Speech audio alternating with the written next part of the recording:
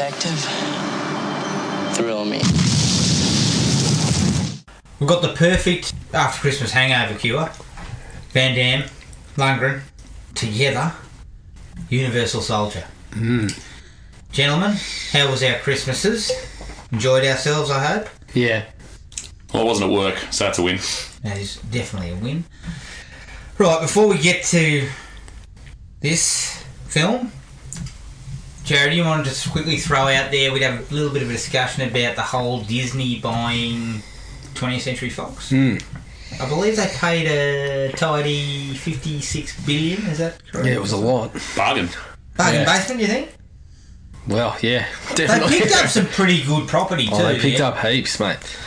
Let's face it, mate, they are basically turning this into... Essentially, it won't be far down the track that they own Pretty much everything. Well, because the now, word is they're also talking about getting Warner Brothers. The pluses are, if you're a bloody Marvel fan, you've now got, you know, Fantastic Four, Deadpool, X-Men. Those characters are now available to be used in the Marvel Cinematic Universe, so that's a plus for that. But it's a kick in the teeth for Netflix because Disney streaming service is now presumably going to have access to all of that Fox stuff. That includes things like Predator, the Predator movies, The Simpsons. Like, they've just bought everything. And I mean, if you're talking Warner Brothers, when they bought that, I was thinking in the back of my head, next thing you know, Disney will own Marvel and DC. So if they own Warner Brothers, they own DC. So, fuck, that's kind of exciting. But yeah, the downside is we're now going to have to split ourselves among more streaming services. And I know there was discussions about what are Disney going to do with Deadpool, like because they've acquired. Obviously, they're going to have that movie that's already made. Yeah. So I was going to say, well, at least get one more good one before they do the PG. Yeah. So, I mean, are they just going to stash Deadpool, or are they going to... They can't. Are they going to make like a branch and just keep at an arm's length and say, right, this is... Because, I mean, the stuff they're acquiring, it's to me, it's only a matter of time before they say, right, this is owned by Disney, but it's the adult audience's version. Branch. They have to. That's where you get your Predators. There's That's too where much you money. Yeah. Well, you can't cut Predator down to PG. No. Like, it would be a mistake. Deadpool would not work. No. You can't take the Alien franchise backwards. Alien, that's another one, yep. Please, I love Ridley Scott, but please remove him from the... Give Ridley an executive producer. I believe he said something about the next movie would be more focused on the robots and not the aliens. The androids and not the aliens. Ridley, it's called Alien for a reason. Yeah, it's got nothing to do with the artificial intelligence, mate. Good Lord. So there's a lot going on there. Look, I've got my reservations.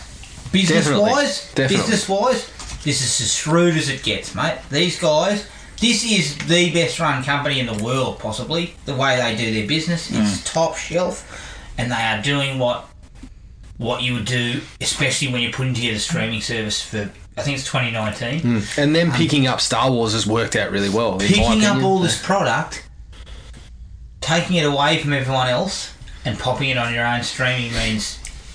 You know, you've got a nice little open guaranteed foothold to hold people to. Mm-hmm. It's a great idea. My concern for it is, what do we end up getting? Do we end up getting one studio that owns everything? Yeah, and if we lose a Netflix, then it makes it harder for a Blumhouse by extension to chuck some of their stuff on Netflix, and the independents that get bought up by Netflix to go straight onto their service and things like that. Like, there's a lot of... What happens to Adam Sandler? That's what I want to know. What happens to Rob Schneider? Let's get a little bit further down into the weeds. What happens to Schneider and Swordson and these dickheads who are lower level Sandler guys? I mean, they back on the they'll be back on the fucking comedy circuit before you know. Oh yeah, mate. There's always a place for them there, isn't there? No, the bottom line is you can't have one. You can't have a monopoly, mate. No, you can't. And they're getting close to it now. And the Warner Brothers stuff was a throwaway thing in the article I read, so it possibly may not be the case at all, right? But. Let's say part of me hopes it happens so they can restart the DC universe and do it better. Let's say they gobble up Warner Brothers as well. right? Who's left? Yeah, well, exactly. Paramount. If maybe they can live on. Okay, maybe they've got plenty of money. Maybe Camelco can come back. That's Orion. So this is. What about the Go-Go Brothers thing? Bring them back. Yeah. but what I look at the rights to something like Friday the 13th. If Disney starts buying up these studios and gaining the rights to things like Friday the 13th or Nightmare on Elm Street or something, like what happens to them? Yeah, do they just get us? Do they use them or do they flick them? Or as you say, does Disney continue to have 20th Century Fox, say? I think they have to. Still under their brand. It's just part of the Disney branch, but Fox does all the adult. Well, as you said, they're smart business people, and some of these things like Deadpool and all those things we're talking about, like the Aliens franchise, they know that they can't be done as PG, and there's too much money in them to not do them properly. Yeah. So they'll have to have some way around it. Mm. But I tell you what, for the fucking Disneyland parks are going to be something special next. They've already put no Star Wars lands in, so now they've got the extra Marvel stuff and Look, it's I'll be going back. It's shrewd business, and this is what you try to do in business. But the problem is when you got no competition. Yeah. What do you end up doing? Exactly. I don't know. You only make so much money, as far as I'm concerned, and sometimes it's good to have a bit of competition. It pressures you forward to making good quality movies. Otherwise, you end up with Telstra circa 2002. Not good for anyone. Yeah, but I think that there is good films. There's been some really good films made recently. Star Wars and the Marvel films and things like that. But I'm also seeing the death of much else. In the cinema. When you go to the cinema, it is wall-to-wall superhero films. If you don't like superhero animated, mate, you're fucking shit out of luck, basically. Or Fast and Furious. Yeah. So, where does that leave people who don't want to watch that stuff? Are they go to Netflix? Yeah? Well, if Netflix dies, where do you go? You go to Disney. But they're owning all this shit, and they're making the product that's out in the cinemas as well. Yeah. It's a worry. It is a worry in that regard. And don't get me wrong, I have a lot of respect for Disney, and I could see them making this smart enough, as Gibbo said. These guys are smart enough to make this work. But buy up another studio, and I think you start to think, hang on. Concerns, yeah. Alright, let's take a break. The trailer for 1992's Universal Soldier.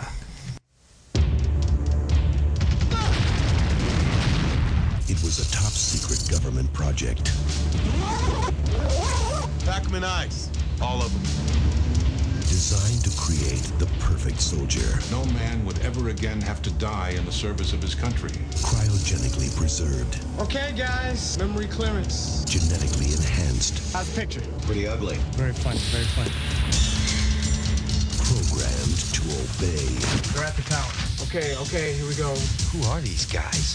30 hostages held inside the power station at the base of the structure. I said shut up! We're inside. Begin phase 2. This marks the third successful mission for the Universal Soldier. But there was something they didn't count on. He's not responding. GR-44, do you read me? At the end of the mission, he became completely unresponsive. Inside the machine is a man.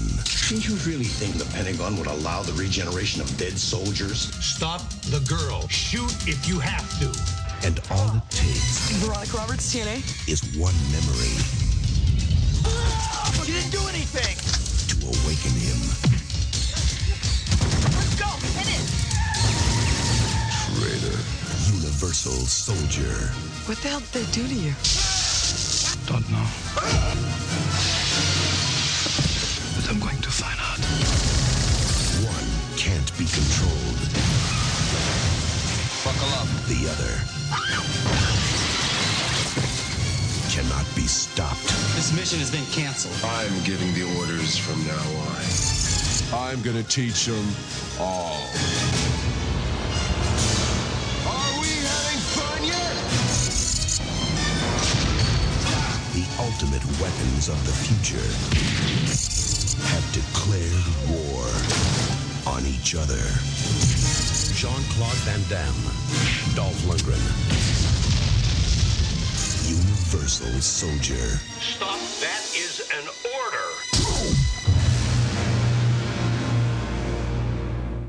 Universal Soldier, directed by one Roland Emmerich. Your favourite? He makes a disaster film every 4 years. He basically makes the same movie every 4 years. He does. 2012, Day After Tomorrow, Independence Day. Mm-hmm. The list goes on. Wasn't there another one? Was it Geo still? No, that was Dean Devlin. He's involved in this. Yeah, he wrote this, didn't he? Yeah. Fuck. Geo Storm. Shit. You know, that... Everything about that, including the fact that Gerard Butler was headline, just wasn't getting me there. Did you not say to me a couple of days ago, we've got to watch that? Oh yeah, we have to. Shits and giggles. It's on Netflix. No. We don't I saw have the to. trailer, mate. I am so hard passing on that. Well, I think you might have actually even said, we'll stitch Gibbo right up. We'll watch Geo Storm. It's possible I missed Special it. effects were better in Twister with fucking Helen Hunt. Yeah, and that was like 25 20 years ago. Yeah. Produced by Craig Baumgarten, Joel B. Michaels and Alan Shapiro. Written by Richard Rothstein, Christopher Lettich. He directed Teen Wolf 2. Good on him. And Dean Devlin. Godzilla.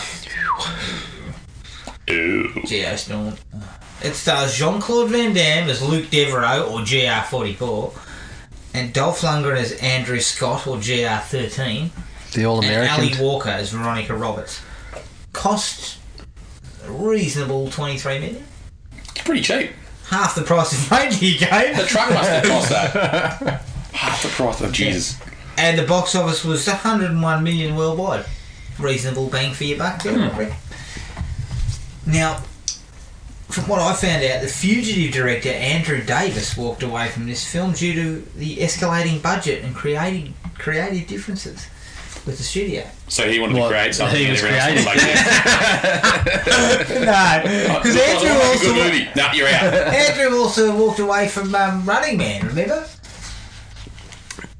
Yeah. Yes. There you go. He was involved in the early shooting, went $5 million over budget. So he's the running man, obviously. Okay. Gibbo. Please. Let us know your thoughts on Universal Soldier. Universal Soldier. I'm going to go 2.5. 2.5. Might be on the higher side. But Yeah. I love JCVD Oh, yeah. trying to be all-American hero. Just makes so much sense. Some of this movie's actually aged pretty well in terms of some of the like tech ideas and stuff like that they do in it. Some of it's aged very poorly, not least of all the acting. And So do you think Jean-Claude Van Damme wanted to be an American hero or a Belgian hero? I don't think he knew what he was supposed to be. I love they gave him the name Devereaux, just so you knew he had a little bit of somewhere else heritage. But in Vietnam, he was an American somewhere. I thought it might have been New Orleans again. The Chance Pedro. Yeah, he did a big greasy mullet. Yeah, let's finish the name with EUX. We can just say he's from parts unknown. The Bayous. Jeez. It's another one of those just switch your brain off and watch shit blow up and people get shot at sort of movies. I liked it when I was younger and didn't have a brain, and now I sort of watch it and think, oh yeah, it's fine. It's not good. There's got a lot of plot holes. Oh. And again, the casting and stuff, like I've actually got it down as a like, some of the casting. But casting two blokes that can't speak English to be Americans back in, the 60s when they were supposedly at Vietnam and stuff like that, it's very strange idea. Yeah. It's obviously like they were big like action guys at this point. But they should have just chucked Schwarzenegger in there for laughs. It's a tough sell when he goes back to his home and he's on this farm in the middle of America somewhere, and it just doesn't make any sense, But some of this stuff, it's like he's in Indiana or something. He's running around in bloody overalls when he was a kid on a farm in Indiana, speaking perfect English, and then when we see him as a grown-up, he's speaking. Oh, yeah, he's French. Maybe he travelled abroad, mate. No, there's no word. There's no way around it. Lived abroad. I know this too. Yeah. So yeah, just a 2.5 for me. Yeah. I was indifferent. Yeah. Look, I'm gonna go a little bit lower than that. I'm gonna go with 1.5. Ooh, 1.5. It's got interesting ideas. There are actually good ideas there. Hang on, what did you give Reindeer Games? I gave 1.5. Oh, that's harsh. It is. This is way better than that. This has got good, interesting ideas. and it's kind of like a bit of RoboCop mixed with a bit of the Terminator, but it does not make any sense at all. Like, none of the program that they're doing, the Unisols or whatever, is ever explained why these guys were involved, why they were reanimated. Why does Van Damme have to move up time in an ice bath every 5 seconds, but yet fucking Lundgren does not have to? No, he just sits in the chair and cools down. I don't really get the... I don't understand the concept. Lundgren has an iced water and puts a fan on. I guess my problem with this is Reindeer Games was boring as all shit, right? Correct. But this had the potential, and it has a couple of nice moments. There's some action bits that are okay. It's already twice as good then. But it is just... I contacted Jared midway through and said, I fucking don't know what's happening. Why are we involved in the Unisol project? Mate, you just didn't get it. It was done on a genetic level. It's just over your head, that's all. It's over my head. No doubt about it. It's over my head. They throw that in at one point. Whatever they've done to you, it's on a genetic level. Okay. That explains it. That's what they did that in the 60s, did they? Perfect. Thanks, that's what I was looking for. I'm glad I came. I'm glad I visited, Doc. So the genetic level makes us have to do what you tell us? It makes no sense. Sorry, Andy. Carry on, mate. No, it's alright. That'll do. Yeah, I gave it a 2. 2? I was a bit the same as you, Adam. I thought the idea is sound. The idea is fine for an action movie. I kind of like the idea that... I kind of like the way they set it up with the two in the Vietnam War, aside from the fact that they weren't Americans, so they're fighting the American army. The way that they set it up, that this guy lost his mind, this guy brought him down, they died at the same time. This is too messy to clean up. MIA. Oh, here we go. We've got our fucking bodies for our secret government project. The problem is you never knew why there was a government project. You never knew what the aim of the project was for. You never knew why it was on a genetic level. Like, there was so much that was unexplained. And then when you got the action sequences and that, they were just... okay, they weren't good enough to just make you forget that you knew nothing about what was happening here. I mean, we've got a fucking a journalist, seemingly. She's some sort of news anchor. She's a freaking lunatic. She finds out nothing. Yeah. Like... 0. Together, they just find out nothing. We don't know anything about what's going on. They get to the house of the actual doctor who started the Unisol project, and we get nothing. Yeah. So what was the point of going to see him? And we don't know... The problem with that is we don't know why it's critical that Jean-Claude gets captured, other than, this program's a bit secret. But then it's kind of like, well... But why is it so secret? we need some answers here. You're spot on, though, I think what's happening is Yves Perret is running the whole Unisol program to take down Tango. Jared's spot on. Jared's spot on. If you took Terminator 2 and you filled it with fucking gobbledygook between the action scenes, I don't give a rat's ring, because the action scenes are so good that you will just cop that. I don't care what they're doing, but this doesn't have that luxury, unfortunately. Well, the scene where they go see the doctor that you were talking about reminds me of the scene where they go to Miles's house in Terminator. Yeah. I'm like, that's clearly what this is. It's a very similar sort of thing, but there's no payoff for it whatsoever. No, there's no payoff for anything, really. Well, let's get into life, people. Yeah, get into it. Nah, more realistic than Kate. I mean, barely. It's still somebody's backyard, but at least they switched the lights off. Look, I'm going to say that the necklace full of earrings, pretty nasty. They were actually ears, mate. Yeah. Oh, ears. Yeah, no. But also, I had to laugh when he goes, "Are you hearing me?" Yeah, he's shaking the ear. I'm just like, magic. A bit later on when he drops the I'm all ears. I'm all ears, that's right. He loves his ear puns. Do you reckon Lundgren... He winged him. It makes him like an Arnie Lundgren just winging it. I'm going to ad-lib this one. I'm not going to leave it in because I'll make him. No, if it was Arnie, he would have even missed the hair, like that the hair connected to the ear, and he would have said, "Do you ear me?" Or something stupid like that. I love Arnie so much. Are you earing me?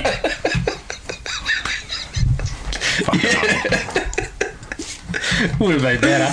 And then 2 seconds later, he got kicked in the ball. We'd have been in absolute hysterics by that stage.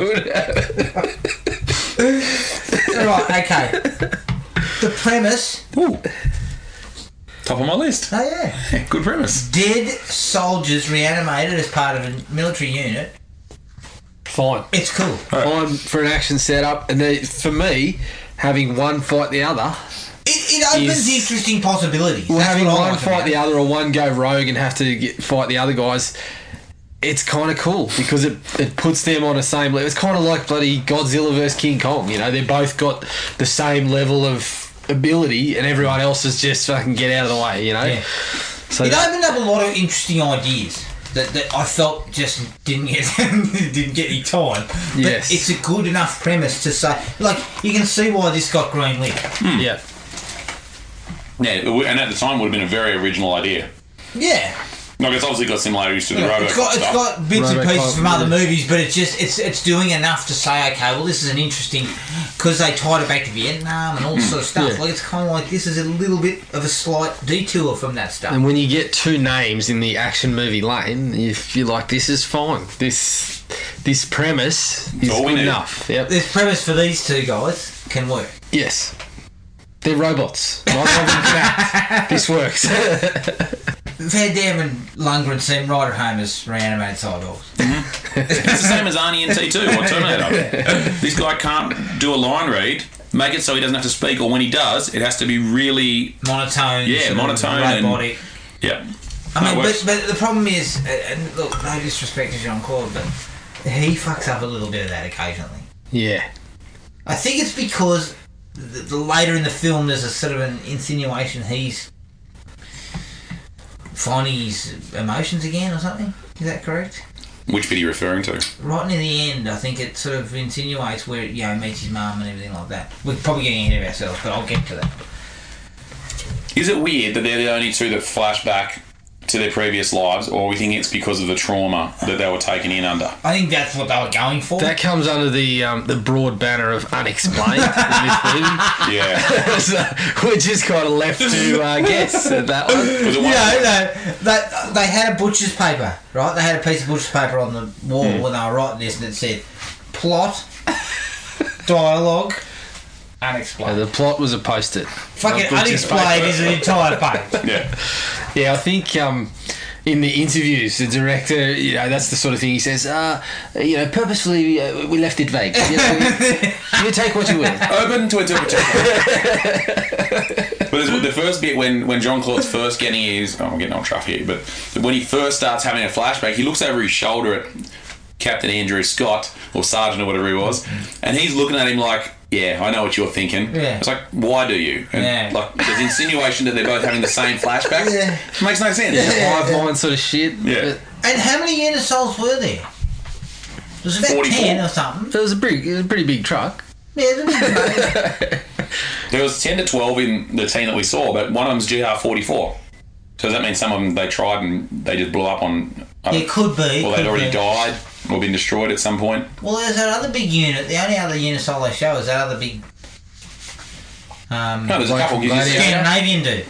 Yeah, but there's also Tiny Lister and Michael Jai White. Tiny Lister? No, that's in the... Michael Jai White's in the sequel, isn't he? He's in this one. In one of the sequels. Is he? I don't think he is. I think he is. I think we need... a fact check. It's a fact check on He was in one of them. I think it was The Return. I think it can. Jai White was definitely in The Return. Yeah. He just... I don't think he was in this. Now I need to find out. I don't think Jai White was in this. Look, you didn't watch it, did you? You watched The Return! You silly idiot. I'll check that. You guys carry on. Okay, so fact check. Okay.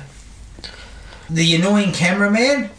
Yes. Head blown off. Yeah. Brilliant. He was heading down that well-worn path of that annoying cameraman for comedy relief / just annoying the shit out of you, and in, you know, a couple of scenes later, gone. Boom. See you later. Good move. Just going back to the acting, there's a little bit of an acting masterclass between Van Damme and Lundgren when they were in Vietnam. So I think that's where Roland Emmerich was like, better make this about reanimated soldiers, because Jesus. Yeah, quick, kill him. Turn him into robots. It was going to be a wartime epic. It was like, it was usually bloody Heaven and Earth or Platoon or something. And then I went, oh, God. one of the great moments in the movie is Dolph going through the windscreen like a missile. Tuck and rolling. He looks the brakes on him. He looks like Ram Man. He goes head first, and then like his straight body, he's planking straight through the windscreen. It's awesome. I remember you just burst out. Yeah, that's what we needed. We needed to buckle up. I also like when Van Damme cauterises his wound using the cigarette lighter. Yep. I like those little. That was a nice little touch. Dolph was a big fan of snapping necks one-handedly. Yeah. He reaches over and one guy in his hazmat suit and just goes. Yep. Through the face. Hazmat suit. Punches him and snaps his neck in the suit. That was good. That was good. That's Lundgren at his most. Well, that's when he starts remembering he starts having his memories too, right? Sure, what is he? He's only soldier though. I mean, he's barely. Mate, I saw the face. I'm just telling you. Yeah. Well, look. And Tiny Lister's in there too. They reanimate him for the next one. Good pickup on that. You're welcome. Because I wouldn't have even seen Jai White. Oh no, I'm familiar with both of them, and I just fucking. But that would have been a young Jai. Notice it, mate. He's got a distinctive face. That's all I can tell you, and he's in it. And then Tiny Lister is GR55. Tiny Lister, good lord! Again, another one I didn't even notice. No, you're welcome. Look, I mean, I was hiding my eyes from watching this. So I didn't actually see.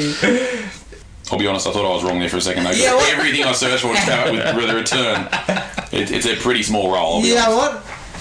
Roland Emmerich, apart from blowing up the entire world, he does produce one well-shot scene for me. Talk us through it. When Van Damme puts her on a bus, gives Buzzer a ticket. She gets the ticket. She goes behind the bus, and then they have a closer shot of the bus pulling away, and she's standing there. And the music swells a little bit, she smiles, and then there's a bus behind her, and it pulls away. There's fucking cop cars everywhere. The cops are just lined up like, with guns out. I thought, that's actually not a bad little gag / shot. Actually works really well. Pity that wasn't peppered throughout the film. Yeah. Pity was good about it. Did we get it, was there an explanation why the cops were there, or did we miss that? That was just on the... Again, unexplained. Draw your own conclusions, I think is what they were going for with that one. Yep. The scene in the trailer when Dolph's gone off the rails and the doctors decide to try and fucking sort something out with him. When old mate starts hitting him with the folders of paper, do they have no idea what this bloke is? He's a hulking mammoth of a human that's been genetically fucking hit him with this laminated folder. It's not going to pan out well for you, mate. No. I pissed myself laughing. Like, what is this bloke doing? The final blue between JCVD and Lundgren takes too long to get there, but it works. Yeah, it's pretty a good. sign of what could have been. Yes.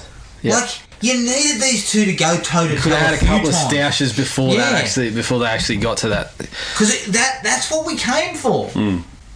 These guys were B grade action heroes, and their stick was martial arts. And it was when together, throw Jai White in. That was when the some of the dialogue actually worked too. Like when he's talking about the chain of command and throwing his head through the window while he's doing it and stuff. That was when it all sort of came together, and you got a glimpse of there should have been a little bit more of this. You know what was missing though? A Reb Brown roundhouse kick. Oh yeah. Yeah, that's right. He would have raised the stake. Honestly, he would have kicked Lundgren's face off. He would have kicked his leg off. That scene you got a high belt buckle, mate. That scene you're talking about, one of the things I really loved about it, you want to talk about like a foreshadowing, the threshing machine, when you first see it, and it's got these fucking huge big spikes sticking out. I'm like, someone's going in that thing. It's Chekhov's threshing machine. I'm like, something's definitely going on. I must admit, that was my last like, if he falls into it, and you see a spray of like wood chips and blood and stuff, and then you just see some fucking fingers go flying out. Like large chunks just sort of fall out. I'm thinking, I don't know if that's how exactly this sort of thing. They'd make a mess of you though. I mean, let's face it, that thing would be all gummed up, and half of Dolphin would be It'd rip the top off, yeah. But look, that was what I came for. Yeah. Those two to go toe to toe. I actually and the film botches Van Damme and Lundgren's skills are just that, kicking people's heads in. And the film delivering goes a bit 80, 90 minutes without having any of it. Yeah. You seem to have a unit full of the soldiers, and like some of the fight scenes, you barely even remember Van Damme taking on the other guys. Like, I know it did happen, but I'm kind of like, I sit there and I think, when did it happen again? It was so forgettable. It shouldn't have been. There should have been more of that, where they're taking out... in the diner? In the diner, yeah. The diner was all right. Watching him eat mashed potato and stuff with this pure joy on his face. And trying to continue eating while they're trying to continue fighting him, and he's like saying, I just want to eat. Like, continuing to fight and stuff like that. I think that there should have been a bit more of that. Yeah. But when the other soldiers were there, you could have had more of this... we're destroying the place. But they had more of, like, I recall more of like a shootout kind of... Yeah, when they just line them up at the motel. They could have had not Dolph, like JCVD being chased down by two of these guys and taking down rooms, bashing each other through walls and things like that. Because like the Terminator. Yeah, exactly. So there should have been a little bit more of that for mine. Like sequence in T2 where they run into each other for the first time. T1000, T800. In the mall. And they smash each other into the walls and everything. Yeah. And that's a minute and a half. You crib that sort of stuff, awesome. mate. You crib it. Yeah, I think that was it for me. Anything else for you, Gibbo? Because I didn't have anything. No, I think I'm pretty much done. I did mention earlier on just the tech of the truck and everything. Yeah. A lot of it holds up pretty well these days. Like sometimes you see stuff and it looks pretty shit. That stuff doesn't look that bad for how old this is. Like I think it's 92, wasn't it? 92, yeah. That's a long time ago. And none of it looks like, oh wow, like there's a fucking pager or anything like that. It's pretty decent. It's not like Under Siege 2, there's an Apple Newton and he's writing his life story. Not that anyone... Back tactics. That's right. The only other thing I had was that scene we just talked about with JCVD eating. It reminded me of the Van Dance sequence where he's drunk fighting the blokes in the bar. Fuck, I just had flashbacks to that and like, this is just as good. It's so good. Put that on Facebook again. Yeah. Alright. But no, that was it for the likes for me. The first question for me. Why is there a guy with a French accent in the US Army? Tell me he was in the Foreign Legion. He was surplus to the Foreign Legion or the Green Berets, mate. He did, I don't know, he couldn't He's on a special cut it. assignment. Maybe He's a tracker. Selling himself to the highest bidder, I don't know. because even Lundgren wasn't pulling it off. No.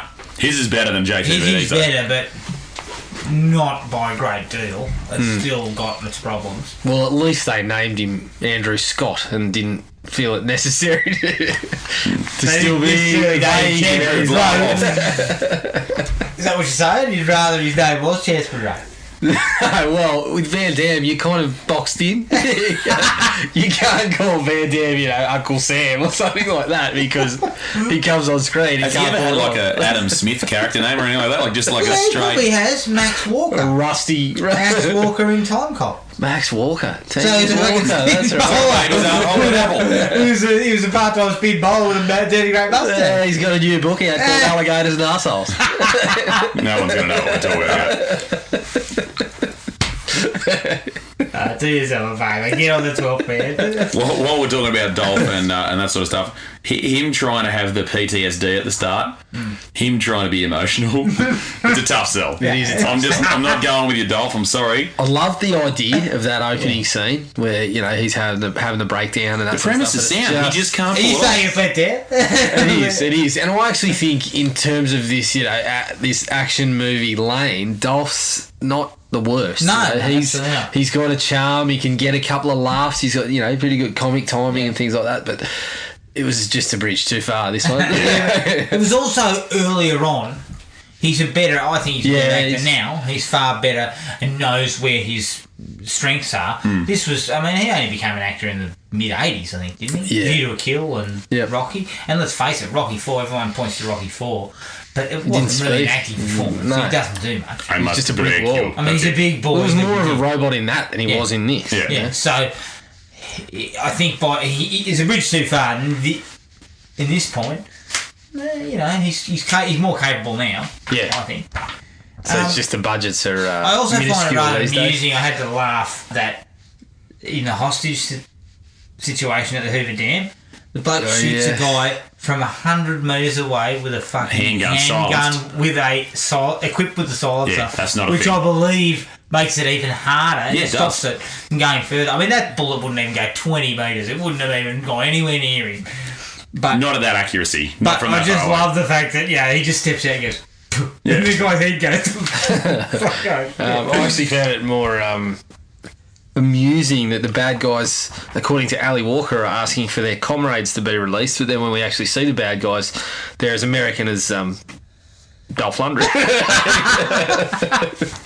So, no, if they're asking about any comrades, it just seemed to be conducting a run-of-the-mill hostage situation. Are you assuming that their comrades, they must be Russians? Well, I have no reason comrades, I assume. Is that terminology? So they've been called brothers in arms? Well, look, let's be honest here. At the time frame, they are villains, and she says comrades.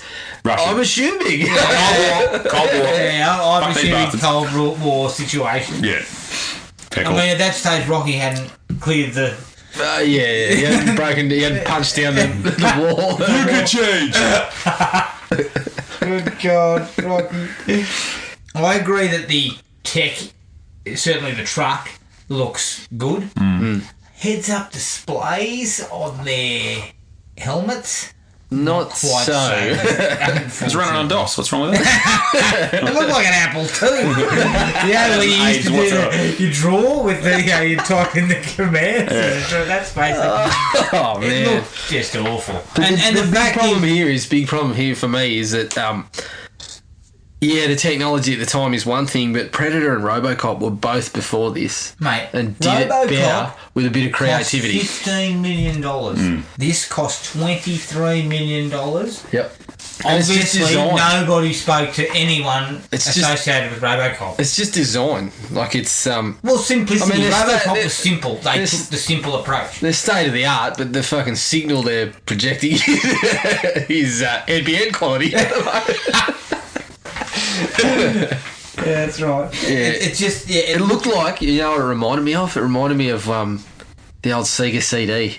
And the clips you used to see of the Sega CD doing like videoed stuff. Yeah. And it was just all blocky and pixelated. What about when they're what's her name? The fucking journalist chick. Ali Walker. I don't remember it. Not Veronica something. Yeah, annoying chick that can't fucking act. Veronica Roberts. That one. When she goes with the cameraman, they go to the plane and she sneaks over and sees the old mate in the ice chest or whatever else, and they're getting away. What was old mate looking at when he was driving? Because he's driving through an open fucking desert and manages to hit a ramp into a tower. He's got to be the worst getaway driver of all time. All we have to do is drive anywhere else and you're fine. You got a little bit overexcited. Not to mention there was a giant esky. You'd probably had a couple of bloody... I was wondering if he thought he was in the Great Escape. He's like, I've got to jump this fence. The pulse was racing, mate. The adrenaline was pumping. He didn't know what he was doing. He's in the middle of the desert. All he had to do was not hit that one thing. And he's all over the shop, mate. Again, this is just silly questions, but why do they have to get naked in that chamber? As far as I can tell, the clothing's not going to keep them so overheated that the cooling chamber's not going to work. Well, also, mate, this was a Unisol project, mate. They would have been wearing moisture-wicking clothing. Yeah, well, as I said, look, I know they're doing... I know what they're doing. I know they're cooling them down, but a modest pair of jocks wouldn't go astray. Yeah, a budgie smuggler. That walk. No, not even a smuggler. Give me a pair of trunks, even. Yeah, you can wear trunks in there. They tell us it's for overheating, but... I refuse to believe that you can reanimate humans, but you cannot make breathable clothing to go on those humans. We believe they're going commando. or an ice vest. So it's like the pants off, there's nothing underneath. I mean, look, mate, that thing is a cool room. Your nuts are stuck to the chair. Okay? Well, they're up inside. Yeah, peeling your ball bag off the spatula when you finished it. Yeah, a warmed up spatula. But mind you, you're dead, so... it doesn't matter. Big problem. Or are you? That's one of the problems I have with this film. Van Damme, this is what I was saying before. And by the end of the film, I had come to the conclusion that the death of Van Damme was no longer. He had overturned his death and become human. Well, that's the thing. How robotic... There's nothing to tell you you're wrong. How much robot is he? Like, is he just going to continue living... Because he's not a robot. It's on a genetic level.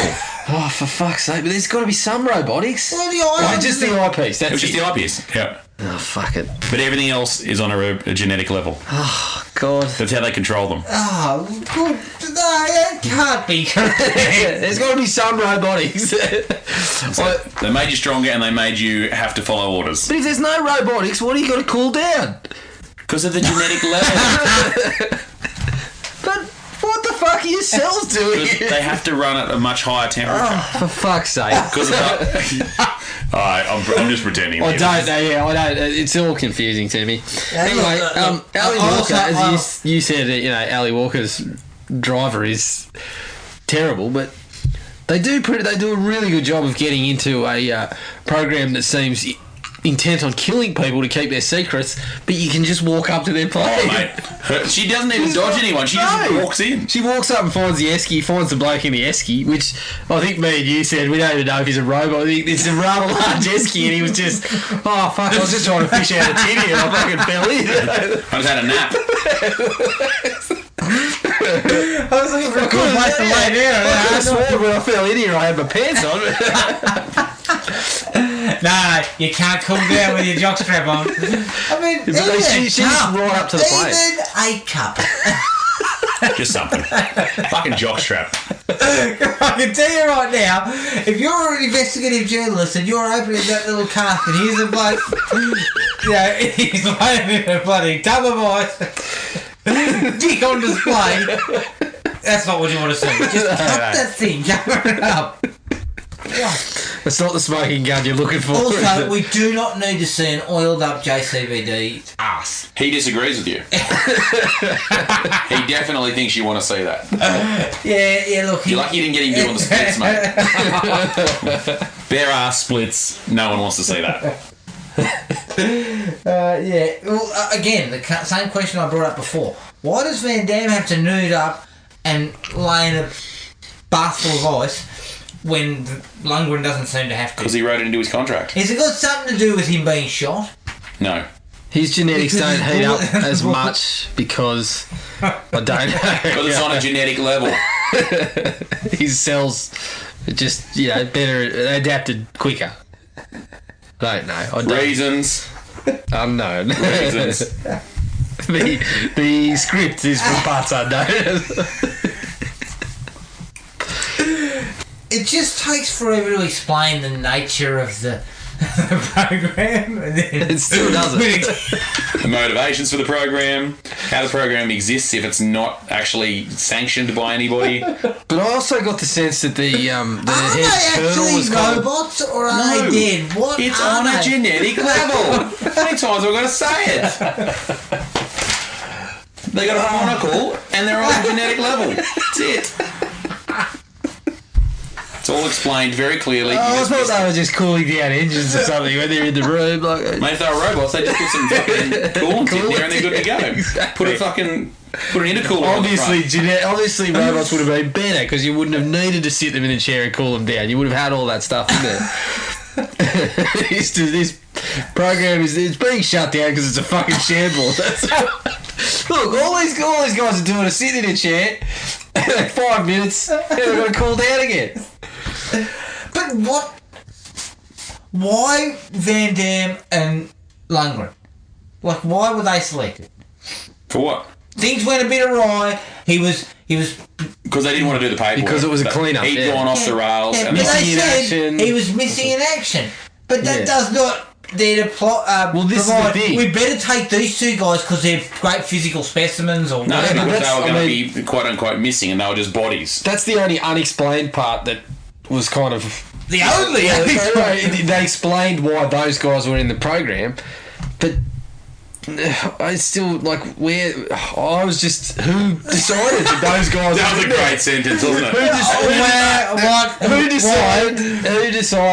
Who made the call? The MIA stuff is good. This is too messy. We don't want to clean it up. Some shady motherfuckers there going perfect. I'll clean it up for my secret program, twisting mustache. Like it's just none of that comes into it. And then I thought, okay, so this Colonel guy is going to give us some important stuff. He's a bad guy. Dolph just fucking blows him away. He's just a grunt. Comes, He's not actually anything really. Yeah, there needed to be an end game for the program, and there wasn't. There wasn't a game. Yeah, because they basically do the Hoover Dam thing, and then you're like, oh, okay, so they're obviously for these big scenarios have to call them in, and then he says, no, we don't. Like, how are they doing that? Who's calling them in? No one's greenlit the program, and then someone's shut them down. Public. Yeah, why is there a truck with 25 dead dudes with monocles on? Yeah. Oh, that's a CIA program. Is it actually, is the government paying for it because this is going to be your new army, or is there someone who's running a fucking rogue thing to take over their... Quick rewrite. You needed to see the genesis of the Hoover Dam hostage situation, and then you needed it was Russians. The comrades, they told us that. The comrades are involved. But then you needed to release my comrades. to the army people going, bring in the Unisols. Yeah. Nobody knows what they're there for. So to me, that leans more towards shady, corruption. Yeah. No, but what you do is you have this hostage group. It's terrorism or something. Yeah. And so the idea is, this is all black bag stuff. We bring in the Unisols. No, but see, either of those would have worked. Yeah. That the army knows about them, or that whoever's fucking holding that shit, whoever's holding that situation gets a, who's these guys? Yeah. Who are these guys? Sorry, and then somebody comes in and says army or whatever. Like whether they knew or they didn't know. Yeah. That's still an explanation. We got something, but all we got is one guy mentioned who are these guys, but we didn't really know who that guy was. He looked like just a cop, didn't he? Yeah. Could have been a security guard. I do not know. You just had the colonel, whatever he was. Yeah, and even he didn't bother to explain. No. In fact, he needed to be a vessel of... I've got to rewrite myself. Yeah, why not have the Unisol project is a major project that the Army's been working on. She's a reporter. She's brought in to see the project up close. And that's where you get your explanations. No, right? because she legit. She couldn't. Nobody's seeing that shit because they're using dead soldiers, and somebody goes, that's my son that died 30 years ago. Yeah. The picture she's got with those two soldiers, it's that strapping young lad is my dead son. But they tell her, that, look, it's not to be disseminated or something. The way that she stumbles across it, other than she got in there really easily, the way that she's reporting on this hostage situation, they're at the hostage situation, they're on the same track. Okay. She thinks they're a bit dodgy looking at because he's already having his, from the minute he's there, he's bloody having flashbacks about what it is, and when he's in the hostage situation, he's seeing back. Yeah, because he sees it's Asians. He could just be bloody wandering off or something and bump into her or whatever happens.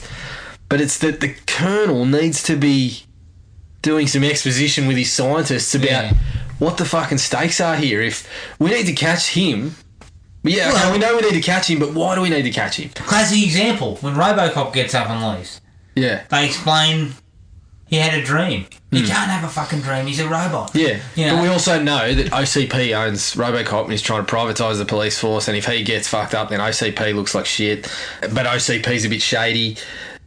It's like RoboCop without knowing anything about OCP. Basically. Yeah, it's a mess. The good news is they're not robots. Talk about it. It's on a genetic level. Sorry, it's about Genetocop without knowing anything about OCP. Genetosol. Unisol. The whole... It was perfect. That's the big problem with the film, is it doesn't get to Van Damme v. Lundgren quickly enough, and it does not explain what the project is. Mm-hmm. So when you don't do that, why do I care that the other Unisols are chasing Van Damme? Why do I give a shit about that? Because he takes his pants off. Other than him nuded up. But I don't care for...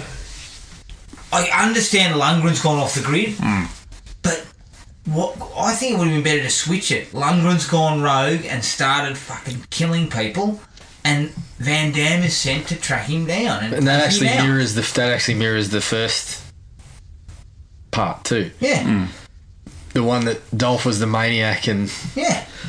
So why not flip it that way? Because then you can actually have some action scenes where he endangers civilians or kills just bystanders and things like that, like ramps things up a bit. And they try to do that, but with the sequence in the supermarket, yeah, but it just doesn't. It's kind of gone, but like it's there's kind of more scope for mine. Bigger scope. That's a strange thing to say about a Lundgren Van Damme film, but there was. What did you guys think of the bloke at the motel when JCVD's out in the courtyard or whatever in the nude, and he gets his mum to come over and have a look, and then judges her when he's the one that's told her to come have a look? Shame on you, or whatever he says. It's like, mate, you just told your ageing mother, who's on a walking frame, to come and look at a nude bloke in the courtyard, and she's the sick one. I mean, this is the type of bloke who said, "Come and have a look at this. Come on, quicker!" He's got his sackle out. I think he's trying to cool down. With a walking frame. He's got a good rig. Definitely not a robot. Looks like it's all on a genetic level with this bloke. Another question: was ice free at that motel? Because she's just walking back and forth from the room to the ice She used bag. a lot of ice. A lot of ice. Yeah, it was just one of the old bucket and machine setups, wasn't it? No, it was bags. Was it? Bags, yeah. Shit. He's in the bathtub with bags on him because he's got one on his tackle, so you don't see the front. I was blanked out by that stage. I was impressed with the quality of the ice when they're out in the desert too, with that other truck stop or whatever it is. And they hide old mate. They all hide in the boots of the cars with the ice. It's a lot of ice to have out in the middle of the desert. It's a bit convenient. Mate, he's got no facilities bar a top-of-the-line ice machine. Top-of-the-line ice machine, fucking truck rig that, would put most to shame. But other than that, the place is bloody empty. I don't feel the action scenes are that good either. I didn't actually feel they raised the adrenaline much at all until Van Damme and Lundgren are punching it on. Like, I don't look at any of them and go, geez, I remember that was good. I don't actually remember any of the others. Can't pick a single one. There was a car chase involving Van Damme, where that's where he went, missiling out the front. But that's the only one I remember, just because it was amusing. The only other amusing bit is when they all get lit on fire, when they blow up the servo, and they're all just sort of walking around like robots, strangely, because it's on a genetic level, but they're all on fire and not seeming to panic about it. Well, given that they're all, it's such an urgent thing to cool down, you'd think if they were all on fucking fire, they'd... Where's the bags of ice? I'm heating up significantly. They would have walked into the nearest ice machine. My wrist is blinking red. I would have thought that, Okay, it's on a genetic level. So is that why Van Damme seems to become human again? If you're on a genetic level, though, so they were dead, though. They were dead. Well, they were bullet-ridden, that's for sure. So they've been reanimated on a genetic level. The skin's not just like a casing, it's living. It's a living thing again. Jared, they're genetically enhanced. But also, on a genetic level. What about rotting flesh?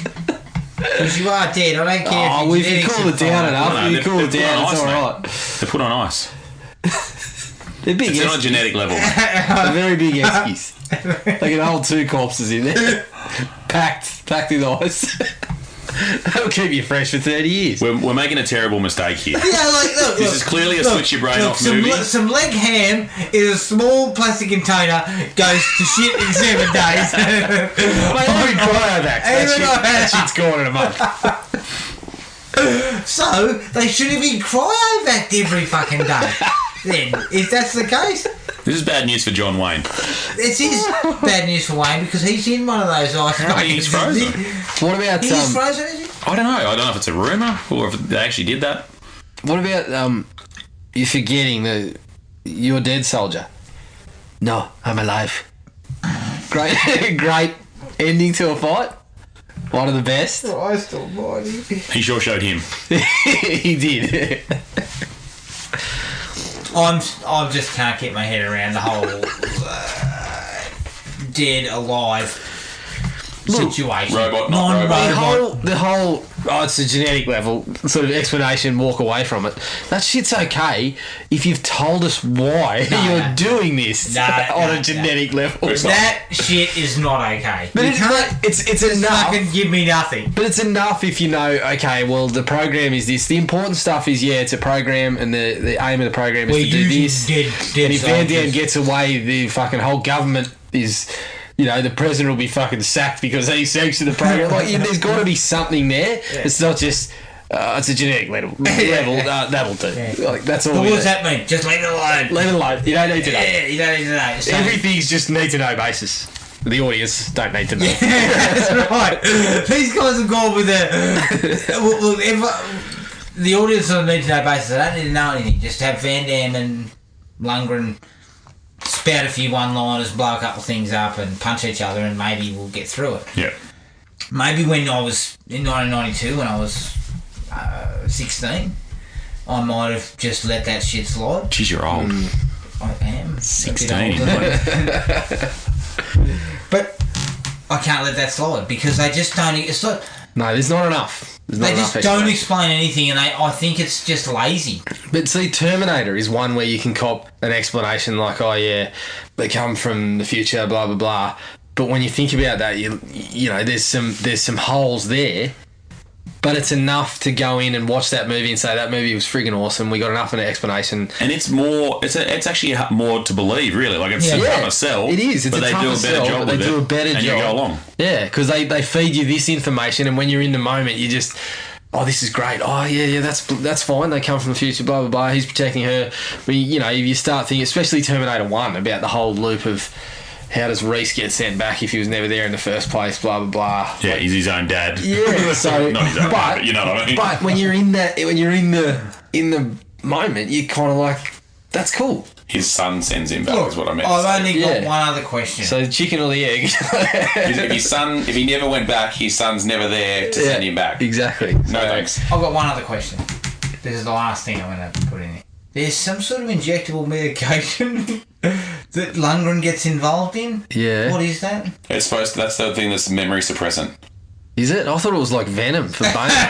No. But he just got more rabid. Well, there's two. There's muscle enhancers, and then the thing that goes in the back of their so neck. the thing at the end is the muscle enhancer. That's the muscle enhancers. Because remember, they said at one time, what's he doing?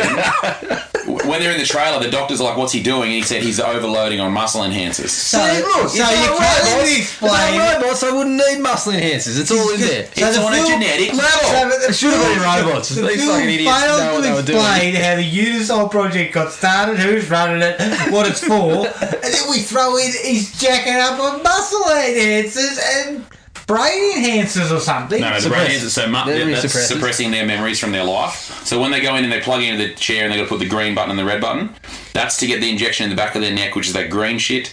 That's to keep them compliant and not remember what happened before. The other shit is just to make them jacked and powerful. Van Damme, it doesn't explain anything. Does he not take one of those? Is that why he starts seeing things? No, he does. And at one point, he starts having flashbacks. Stupid then.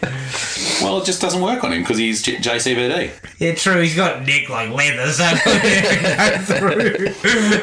was basically the gist of it. So he's got fucking skin like a shark. For reasons unexplained, those two probably because, and they don't say this, but what I took from it is because of the trauma of when they were taken in, they both are resistant to having their memories suppressed. It's never stated at any point. That's just where my brain went. So you just explained that to yourself to make this whole... That was a coping mechanism. You explained that to yourself to make the whole process of watching the movie a little bit easier. That was the lubricant for the ass. Because you need explanations. You need explanations. The way in. So your coping mechanism is to... Yeah, that's what they were thinking. That's it. There you go. I'll let that slide. But am I wrong? That's the only explanation. No, like, I think you're should have given us. Yeah, I think you are correct. Yeah, but they just never say it. But you came up with that. And your imagination popped that up, whereas the scriptwriters, they're probably going, fuck, that's genius. Get this guy on the phone. Yeah. Look, where's that script for the next sequel? Quick, we better whip this stuff in there and explain it. That's all I could get for it. But because otherwise, why are none of the other Unisols having any kind of flashback issues whatsoever? This stinks of you probably get. You're probably getting a script supervisor going. The script supervisor's on fucking suppressants himself, mate. And the producer just goes, "Don't worry about it." Yeah, it's just convenient. This is just for this is a B grade action film. Mate. Don't worry about that shit. No, it could have been so much better. It could have. Could have been really good. To me, you could if you actually take the time and put in the effort, you get something more akin to RoboCop. Yeah, and that's that would have been a good place. But it's like a RoboCop with a RoboCop enemy, like that Terminator situation. You got the Terminator to terminate. Like it could have worked. Yeah, look, I struggled with this one. Just a little bit. Look at me. You look I'm like going a to face mess. something constipated because I'm still... It is unusual for us to not watch a good movie, though. You know what? I actually thought my recollection was, this will be cool to get back to this one. I wasn't expecting upper echelon classic, but I was thinking, bit of punch on JCVD Dolph. You know, this is going to be really enjoyable. Not as much happens as you think. None of it happens. We have to do a good one. Fuck, if Bright is as bad as advertised. Oh man, we are going to have a sit-down meeting to discuss our next 5 or 6 films. I'm serious. Yeah. We're going to have to plot these out. New Year's resolutions. Watch good movies. A good film. yeah. I've been watching plenty. We just never talk about them on here. Yeah. Oh, God. That's true. All right, you guys are sick. That was Universal Soldier. I tried. If you want to get in contact with us and ask us to watch a decent film, we've all got PTSD. Yes. Email us at thrillme@ionet.net.au. Like us on Facebook, Thrill Me Podcast Australia, or at Podomatic at thrillme.podomatic.com. As we said, we will be watching the Netflix original film Bright. But until then, take it easy, and we'll catch everyone later. Cheers. Find the podcast at Podomatic or on iTunes. Don't forget to rate and review. Like us on Facebook at Thrill Me Podcast Australia, or contact us at thrillme, all one word, all lowercase, at ionet.net.au.